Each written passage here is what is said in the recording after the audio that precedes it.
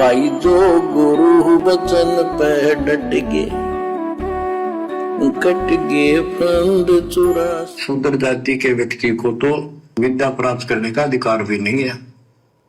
ये क्या जाने संस्कृत भाषा को, क्या जाने वेद और गीता को, ये कैसे समझा पुराणों को। झूठ बोलता सारी।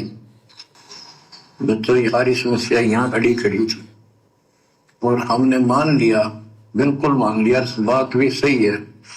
अब कौन सा आधार बनावा कबीर जी को भगवान मारने का। इसी प्रकार वर्तमान में भी संगत ने मान लिया, 90% संगत ने मान लिया कि वे बात सही है। गुरु जी का तो जन्म ही हुआ है। गुरु जी के ये चारों बेटा बेटी हमारी आंखों के सामने घूम रहे। ये गुरु जी की धर्म पत्नी ये अनारो देवी ये आश्रम में घूमती रहती है। तो भाई गुरु जी ने तो शादी भी करी है, गुरु जी ने तो बेटा बेटी भी पैदा करे, तो गुरु जी का तो जन्म हुआ है। तो संगत ने भी मान लिया, क्योंकि संगत के पास कोई आधार नहीं था। आधार है सात संगति। सात संगति काल वीडियो देखने नहीं देता। तो इसी प्रकार से गफलत में जियोगे जैसे 650 साल से जी रहे हो। इसे समझा पुराणों को। झूठ बोलता सारी। बच्चों ये सारी समस्या यहाँ खड़ी खड़ी थी और हमने मान लिया, बिल्कुल मान लिया, बात भी सही है। अब कौन सा आधार बनावा कबीर जी को भगवान मारने का, समझने का कि सचमुच ही भगवान है। जबकि इतने सुख दिए थे, इतने सुख दिए थे कि हम सोच भी नहीं सकते। आन उपासना कर करके थक चुके थे तो भी लाभ नहीं था। और आज इतने सुख दे दिए सतगुरु रामपाल जी भगवान ने 1994 से अपने भक्तों को, जिनकी गिनती नहीं है। अरे जिन परिवारों की दुर्गति हुई पड़ी थी, जिनके परिवार भूत और प्रेत से दुखी कर रखे थे, लकवे मार के लोग जो है मतलब कि खाट में पड़े हुए थे, हॉस्पिटलों में भगत सड़ रहे थे, 18-18 साल से जिनके घर में कोई संतान नहीं थी, दाने दाने को लोग मोहताज थे, और सतगुरु के शरण में आते उनके बल्ले बल्ले हो गई। कितने परमात्मा ने मुर्दों को जीवन दिया हुआ है, बांझ को पुत्र दिया हुआ है, कोडी को काया दी हुई है। जिनके भाग्य में जीवन नहीं था, परमात्मा ने उनकी उम्र बढ़ा रखी है भक्ति के लिए। सुखों को गिनती नहीं। ब्रह्मा विष्णु महेश कभी 100 में ऐसे चमत्कार नहीं कर सकते, ऐसे सुख नहीं दे सकते जो आज गुरुदेव भगवान ने आप और हमें दे रखे हैं। और फिर भी हम इनको परमात्मा नहीं मान रहे। कौन दे सकता है ये? दिए किसी ने आज तक?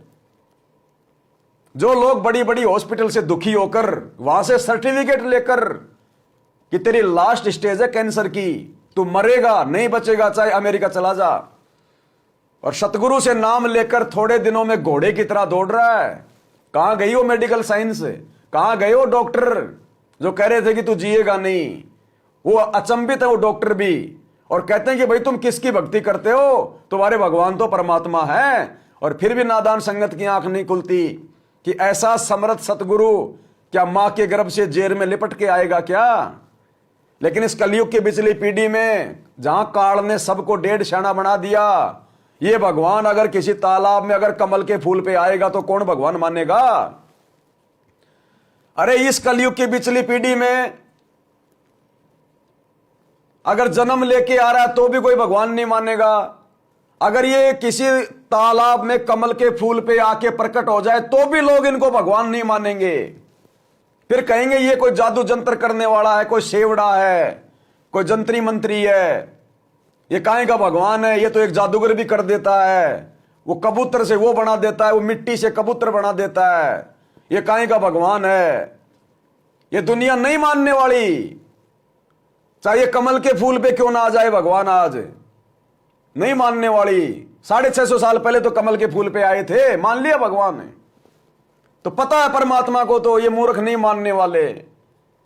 इसलिए परमात्मा ने ये ज्ञान मार्ग चुना कि जो मेरा होगा वो तो मेरे सत्संगों से समझ जाएगा, मुझे अपना बाप मान लेगा सात संगति से जुड़कर, और जो काल का होगा उसकी हमें कोई चिंता नहीं, वो अपने कर्म फोड़ता रहेगा गुरु को मानुष मानकर।